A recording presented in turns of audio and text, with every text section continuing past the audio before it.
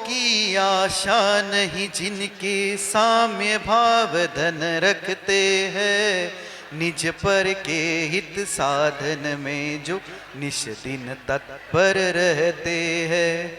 स्वार्थ त्याग की कठिन तपस्या बिना खेद जो करते हैं, ऐसे ज्ञानी साधु जगत के दुख समूह को हरते हैं।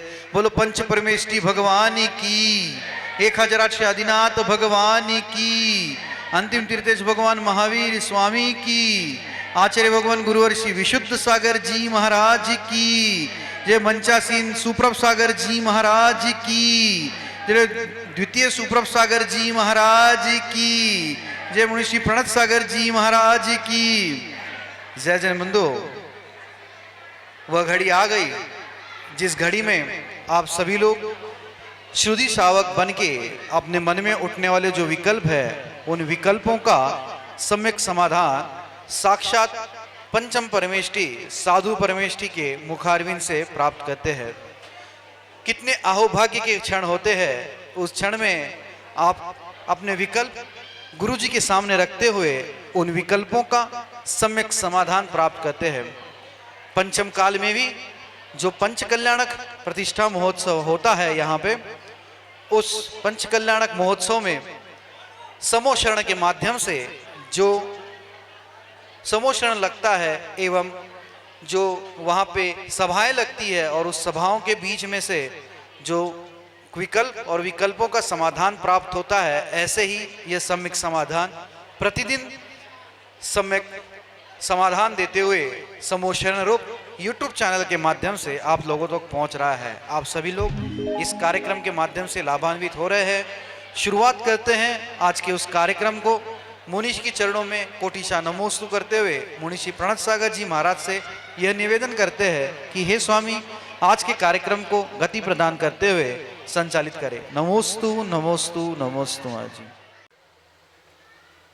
नमो हरिहंताड़म नमो सिद्धाड़म नमो आयरियाणम नमो अज्जायाड़म नमो लोय सब साहुड़म। पंच परमेष्टि भगवान की, परम पूज्य आचार्य भगवंत गुरुवर विशुद्ध सागर जी महाराज की, परम पूज्य मुनि श्री सुप्रभ सागर जी महाराज जी की।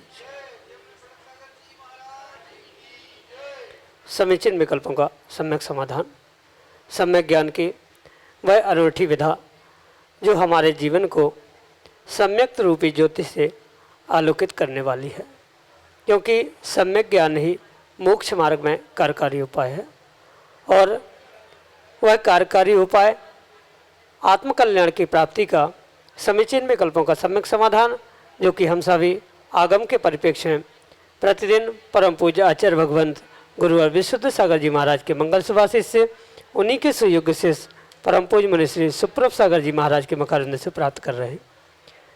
प्रारंभ करते हैं आज के सम्यक समाधान को। और आज के पहले विकल्प के लिए श्रीमती प्रियंका जैन ललितपुर उत्तर प्रदेश से मुनिश्री के श्री चरणों में बारंबार नमोस्तु निवेदित करते हुए अपना समीचीन विकल्प रख रहे हैं कि महाराज जी, इस भौतिकता के आधुनिक युग में बच्चों को धर्म के संस्कार कैसे दें। हमारे समीचीन विकल्प का सम्यक समाधान करते हुए हमारा मार्गदर्शन करने की अनुकंपा करें। नमोस्तु महाराज जी, नमोस्तु।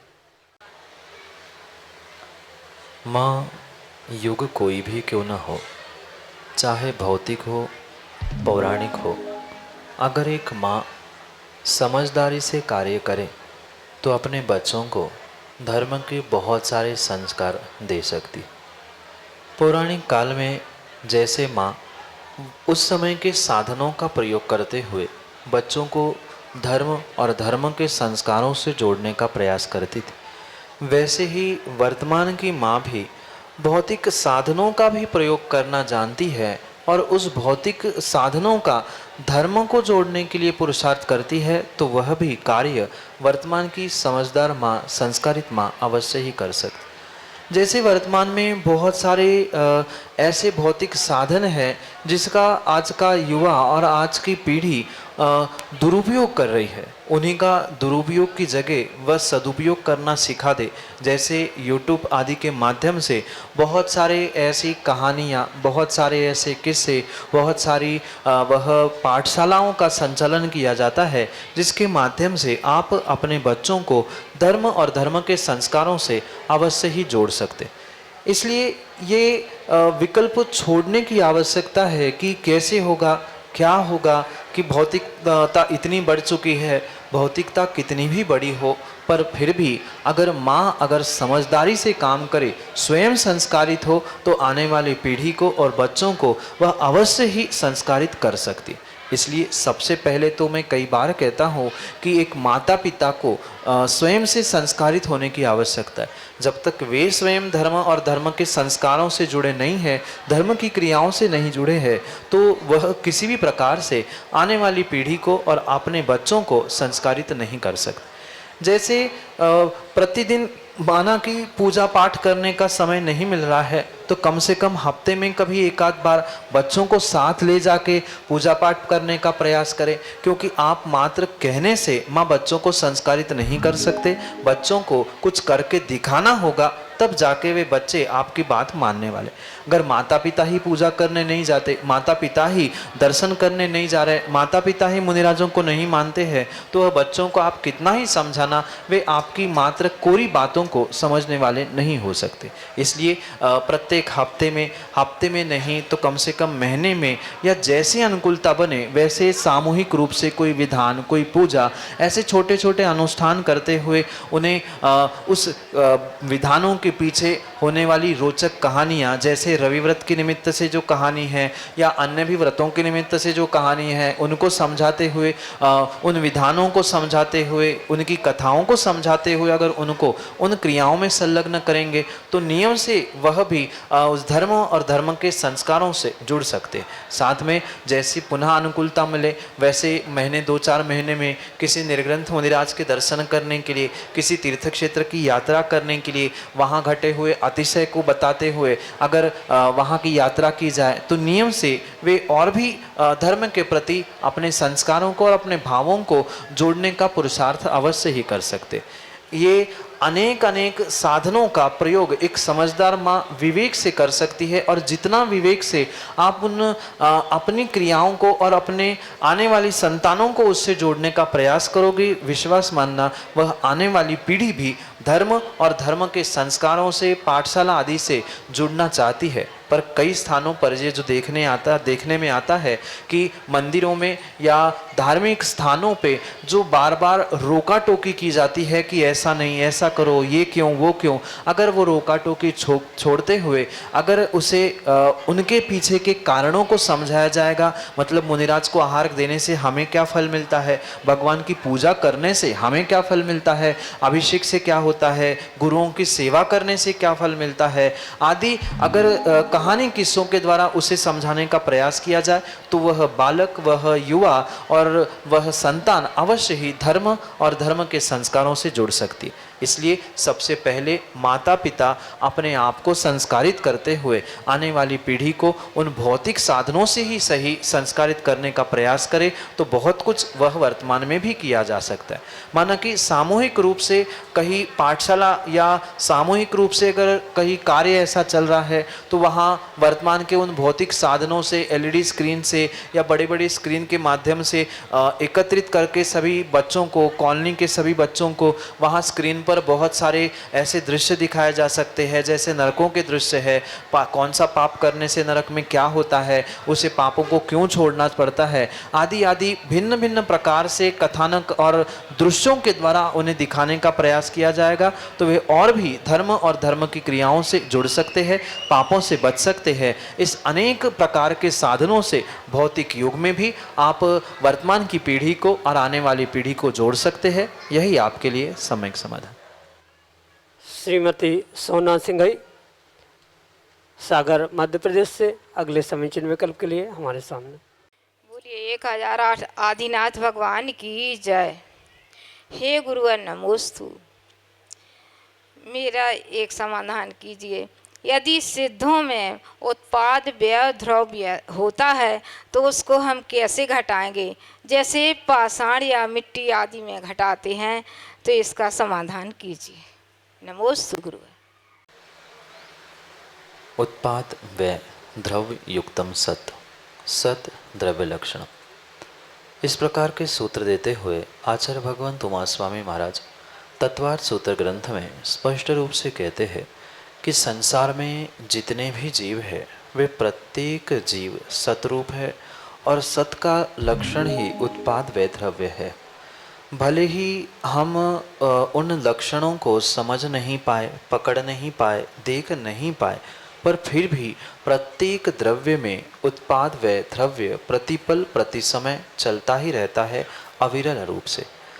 चाहे वह जीव द्रव्य हो, पुद्गल, धर्म, अधर्म, आकाश या जितने भी द्रव्य हमें पृथक पृथक रूप से भी दिख रहे हैं, उनकी पर्याय दिख रही है, उन सभी में ये उत्पाद व्यय और द्रव्य प्रतिपल होता है। ये आगम के ज्ञान से, परोक्ष ज्ञान से और अनुमान ज्ञान से समझने की आवश्यकता है। जैसे धर्म अधर्म द्रव्य भी दिखते नहीं हैं, पर उनमें भी उत्पाद व्यय प्रतिपल चल रहा है, ऐसे ही जीवों की जो सिद्धों की राशि है, उन सिद्धों में भी प्रतिपल प्रति समय उत्पाद व्यय और द्रव्य घटित होता है।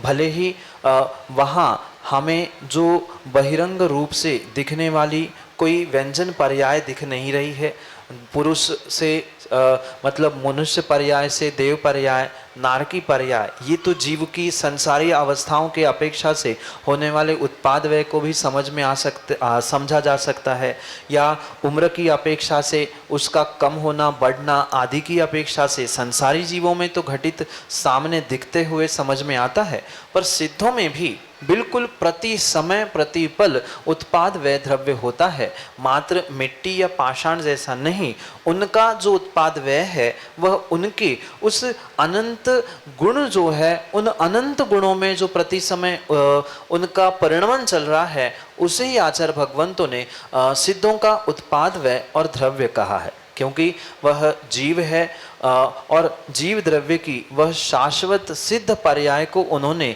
उस समय प्राप्त कर लिया। अब उस पर्याय का यानी बहिरंग व्यंजन द्रव्य व्यंजन पर्याय का परिणमन नहीं हो रहा, पर वहीं पर गुण व्यंजन पर्याय का परिणमन प्रत्येक समय प्रत्येक पल वहाँ पे चल रहा है। जैसे कि अनंत ज्ञान, अनंत दर्शन, अनंत वीर्य, अनंत सुख, अनंत आदि जो अनंत उनके गुण हैं, अव्यबाधत्व आदि, उन गुणों में जो प्रतिपल परिणमन चल रहा है वही उनका उत्पाद व्यय है। जो उनके पास अनंत सुख है, वह भी जो आज इस समय में उन्होंने सुख भोगा है, दूसरे समय में वह सुख नहीं भोगते, तीसरे समय में तीसरा ही, चौथे समय में और चौथा ही, ऐसा उनका सुख भी एक के बाद एक भिन्न भिन्न प्रकार का होने से उस सुख में भी उत्पाद व्यय घटित हुआ।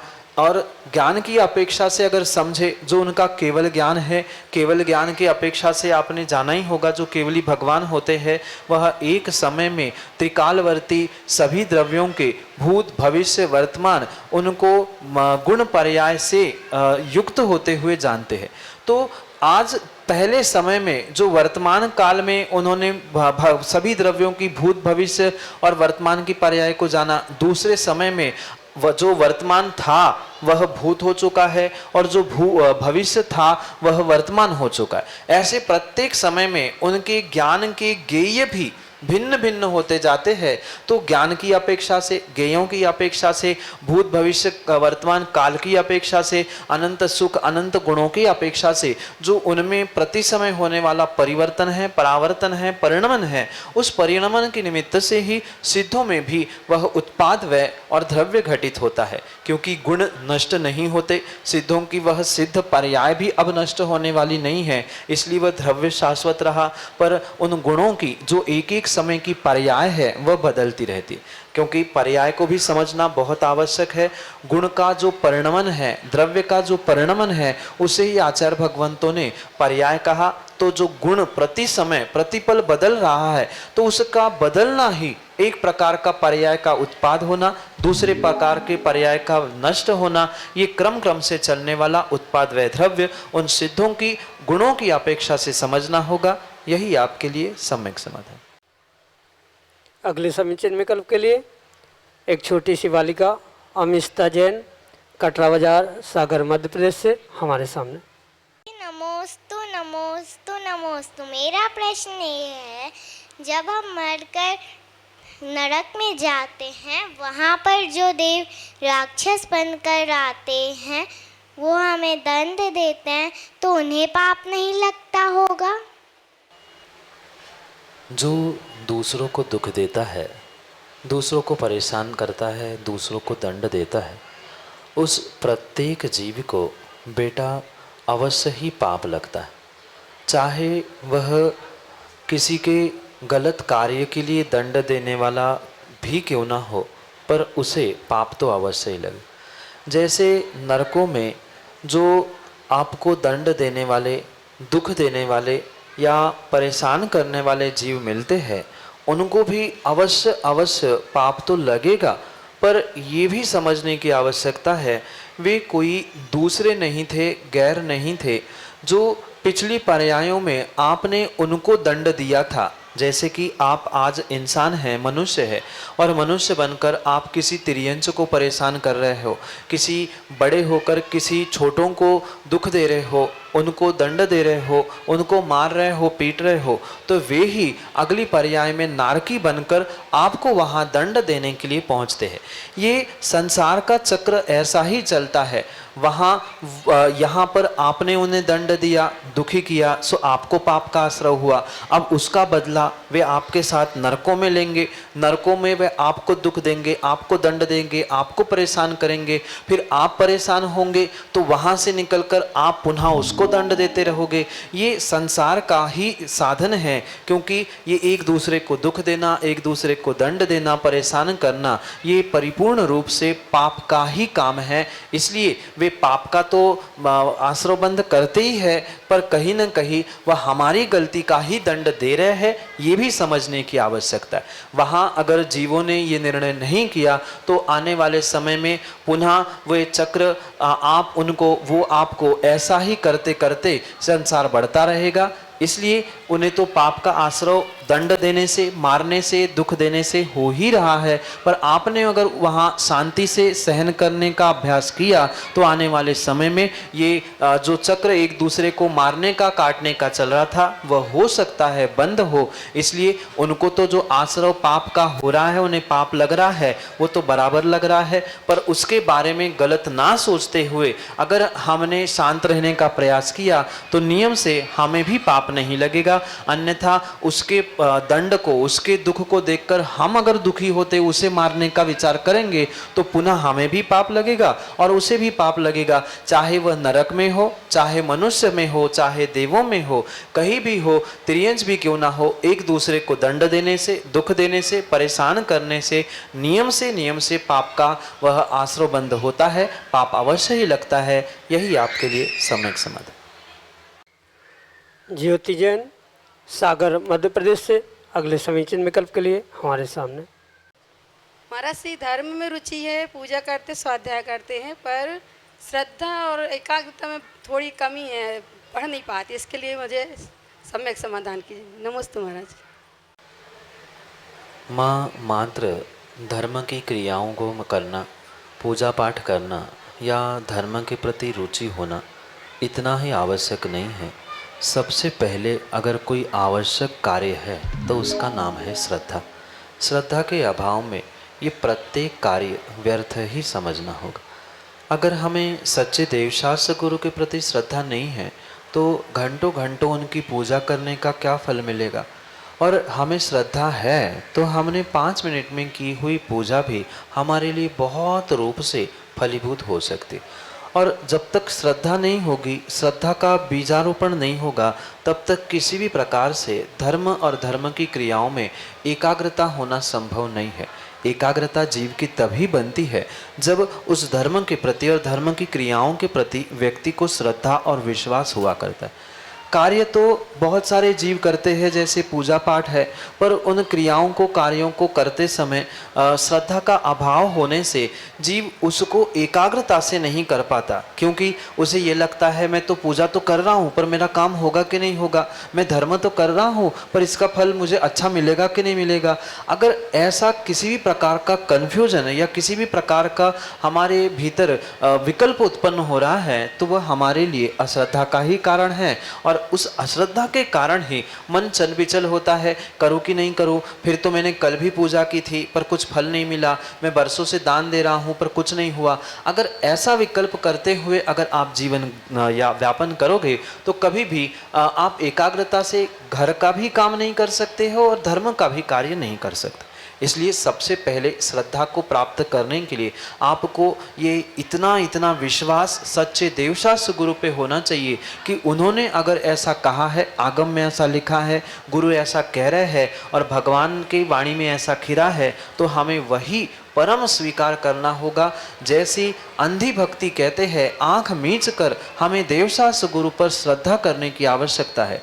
जो अपने भीतर के ही विश्वास और परिणाम परिणति से होगी, बहिरंग किसी भी रूप से वह श्रद्धा प्राप्त नहीं हो सकती है। श्रद्धा को प्राप्त करने के लिए भीतर से ही पुरुषार्थ करने की आवश्यकता है। जो आज तक हमने नहीं किया, नहीं प्राप्त किया, उसको समझते हुए, उन भावों को ग्रहण करते हुए हमें ये विश्वास करना चाहिए। जैसे एक रोटी के टुकड़े पर आपको विश्वास है कि रोटी के टुकड़े खाने से मेरा पेट भरता है, दवाई खाने से मेरी बीमारी ठीक होती है, ऐसा जैसा विश्वास उस पुद्गल के टुकड़े पर है, ऐसा ही विश्वास सच्चे देवशास्त्र गुरु पे होना चाहिए, ऐसा ही विश्वास धर्म पे होना चाहिए, ऐसा ही विश्वास स्वयं पे होना चाहिए। तो ही जीव श्रद्धा को प्राप्त करता है और उस श्रद्धा के निमित्त से ही परिपूर्ण रूप से वह एकाग्रता को ही प्राप्त करता है। इसलिए सबसे पहले आप श्रद्धा को प्राप्त हो, श्रद्धा को धारण करें, उस श्रद्धा की मजबूती को प्राप्त करें और फिर श्रद्धा के साथ साथ आप एकाग्रता को भी अवश्य प्राप्त कर सकते हैं। यही आपके लिए सम्यक समाधान। सनत कुमार जैन, साहिगढ़, मध्य प्रदेश से अगले समीचीन विकल्प के लिए हमारे सामने। सतबार नमोस्तु नमोस्तु नमोस्तु गुरुवर।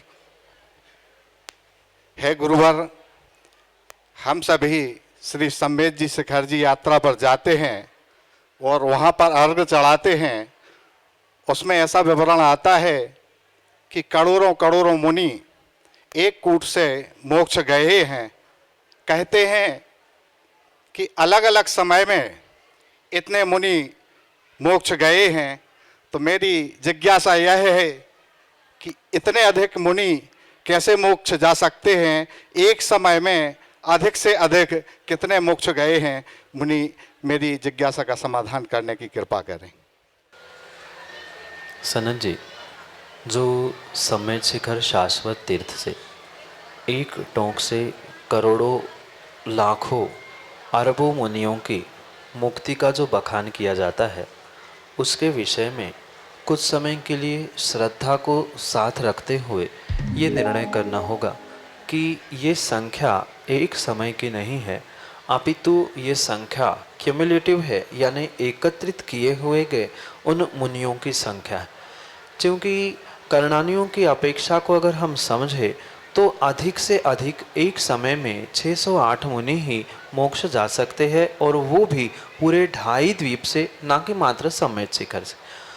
तो जो ये टोंकों पे करोड़ों की संख्या लिखी है, वह भी किसी प्रकार से झूठ नहीं है या किसी प्रकार से मनमान मन से लिखी हुई संख्या नहीं। वह संख्या तो परम सत्य है, पर संख्या के विषय में ये समझने की आवश्यकता है कि एक मुनिराज वहाँ पर तपस्या करने में बैठ गए, उन्होंने ऐसी ऐसी विशुद्धि बनाई, वहाँ केवल ज्ञान प्रकट हो गया और हो सकता है अंतर मुहूर्त में वे मोक्ष को प्राप्त हो गए। पुनः जैसे ही उस स्थान से मुक्ति को प्राप्त हुए, दूसरे मुनिराज वहाँ पे आए, उन्होंने ध्यान किया, उन्होंने साधना की, वे मुक्ति को चले गए। ऐसे वह पूरे चौथे काल से लेकर जहाँ तक मुक्ति का कार्य चलता है, यानी पूरे चौथे काल में पहले तीर्थंकर के पहले से, यानी जब से ये मोक्ष जाने की परंपरा काल की अपेक्षा से प्रारंभ होती है, तो इस वर्तमान काल की यानी उस काल में जितने मुनि उस स्थान से मोक्ष गए हैं उनकी एकत्रित की गई संख्या है, ना कि एक समय में जाने वाली मुनियों की संख्या है। क्योंकि एक समय में अधिक से अधिक 608 मुनियों से अधिक मुनि मोक्ष जाते नहीं, वो भी 2.5 द्वीप से, और ये तो मात्र सम्मेद शिखर है, तो यहाँ तो किसी भी प्रकार से उतने जीव हो ही नहीं सकते। ये पुनः कह रहा हूँ, ये करोड़ों की संख्या वह पूर्ण रूप से एकत्रित किए गए, माने वर्तमान के जो काल है उस वर्तमान के काल में सम्मेद शिखर के एक टोक से इस पूरे काल में, एक समय में नहीं, पूरे काल में जितने मोक्ष गए हैं उनकी संख्या एकत्रित करते हुए वे करोड़ों लाखों अरबों के रूप में प्राप्त हुई है। एक समय की वो संख्या है ही नहीं है। आप ये भी तो विचार करें, वर्तमान में भी अगर करोड़ों मुनि वहां पहुंच जाए तो वह सम्मेद शिखर छोटी हो जाए, तब तो वह मुनिराजों की अवगाहना कितनी विशाल होती थी, और उनकी अवगाहना की अपेक्षा से हम देखें तो करोड़ बैठे, लाख बैठे, ये संभव ही नहीं है, और करणानियों के सिद्धांत से भी संभव नहीं है। इसलिए अवश्य समझे, एक के बाद एक ऐसे क्रम से उन्होंने मुक्ति प्राप्त कर ली। तो उस स्थान पे अधिक से अधिक कितने हुए थे एकत्रित, उस काल की अपेक्षा से यह व्याख्यान है। यही आपके लिए सम्यक समाधि। कल्पना जैन, सागर, मध्य प्रदेश से अगले समीचीन विकल्प के लिए हमारे सामने। श्री आदिनाथ भगवान की जय। त्रय मुनिराजों के चरणों में मेरा बारंबार नमोस्तु नमोस्तु नमोस्तु। हे मुनिराज, मेरा प्रश्न है कि एक व्रती श्रावक को अपने जीवन का निर्वाह कैसे करना चाहिए जिससे उसके व्रतों में कोई दोष ना लगे और अंत समय संलेखना पूर्वक समाधि मरण हो उसका। नमोस्तु महाराज श्री, नमोस्तु नमोस्तु। एक श्रावक ने, जिसने व्रत प्रारब्ध किए हैं, वह अपने व्रतों को निरतिचार रूप से पालन करने के लिए सबसे पहले उसे सच्चे देवशास्त्र गुरु पर दृढ़ श्रद्धान करने की आवश्यक। कितनी ही विषमता, कितनी ही विषम परिस्थिति भी सामने क्यों ना आए, पर प्रयास यही करना चाहिए कि अपने व्रतों में दोष ना लगे। क्वचित कदाचित कुछ परिस्थिति, स्वास्थ्य आदि के निमित्त से अगर अतिचार अनाचार लग भी रहे हैं तो वे अतिचार अनाचार प्राथमिक अवस्था में ही संभालने का प्रयास करना होगा, अन्यथा वह अतिचार अनाचार नहीं रोके गए तो कहीं ना कहीं वह आने वाले समय में बहुत बड़े दोष के रूप में फलीभूत हो सकते। इसलिए श्रद्धापूर्वक अगर हम कार्य करेंगे तो वह व्रती श्रावक गृहस्थी में रहते हुए भी अपने जीवन का बहुत अच्छे से निर्वाह कर सकता है। और साथ में अगर प्रतिदिन प्रति समय वह अपने उस समाधि संलेखना की भावना भाता रहेगा तो भी वह अंतिम समय तक समाधि को प्राप्त करने की संभावना हो सकती। पर यह अवश्य ध्यान रखें, मात्र समाधि मरण या संलेखना मरण आदि की भावना भाने से भी काम नहीं होगा। भावना तो प्रतिदिन भानी ही पड़ेगी, पर साथ साथ में वैसा पुरुषार्थ भी क्रम से करने की आवश्यकता है। अपनी उम्र, अपनी परिस्थिति और घर की जिम्मेदारी आदि सब कुछ समझते हुए क्रम से भोजन का, क्रम से किसी रस का, या क्रम से अपनी कषायों का त्याग करते करते वह जो समाधि संलेखना की साधना आचार्य भगवंतों ने कही है, कषाय कृष और शरीर कृष, उन दोनों प्रकार से शरीर को भी और अपने राग द्वेष रूपी कषायों को भी कृष यानी कम करने का प्रयास करने की आवश्यकता है। क्योंकि व्यक्ति भोजन पानी का त्याग करके तो शरीर को कृष तो करना जानता है, पर राग द्वेष, ममत्व, अपना पराया, इन कषायों से अगर वह दूर नहीं हो रहा है, मायाचारी, क्रोध, मान आदि कषायों से वह दूर नहीं हो पा रहा है, तो कभी भी जीवन में उसकी संलेखना समाधि नहीं हो सकती। समाधि संलेखना के लिए जब से वह व्रती बना है तब से उसे मारणांत की संलेखना इस प्रकार से जो सूत्र देते हुए आचार्य भगवंतों ने समझाया है कि जो 12 व्रतों को धारण करने वाला व्रती श्रावक होता है उसे प्रति समय उस मरते समय संलेखना की भावना के साथ साथ प्रतिदिन कुछ न कुछ ऐसा पुरुषार्थ करना होगा जिसके द्वारा वह आने वाले समय में अपनी साधना को वृद्धिगत करने का प्रयास करे। इसलिए व्रती श्रावक को अपने निरतिचार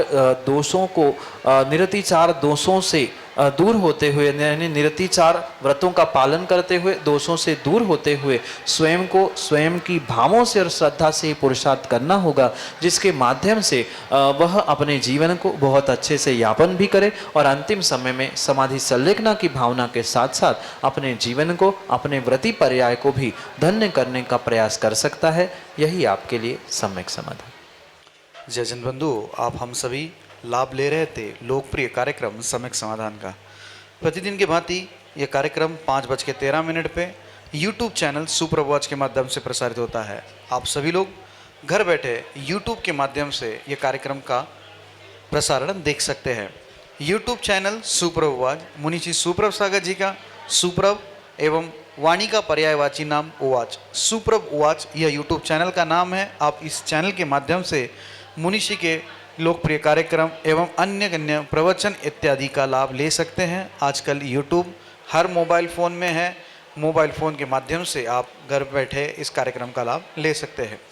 प्रतिदिन शाम को 7:40 पे मुनिषी के प्रवचन जिनवानी टीवी के माध्यम से प्रसारित होते हैं। आप सभी लोग घर बैठे मुनिषी के प्रवचन का लाभ लेते हुए, स्वाध्याय करते हुए इस कार्यक्रम का लाभ ले सकते हैं। एवं ठीक दोपहर को 2:20 पे आदिनाथ टीवी चैनल पे भी मुनिषी के प्रवचन आते हैं। आप अपराह्न काल में भी मुनिषी के प्रवचन का लाभ घर बैठे आदिनाथ टीवी चैनल के माध्यम से ले सकते हैं।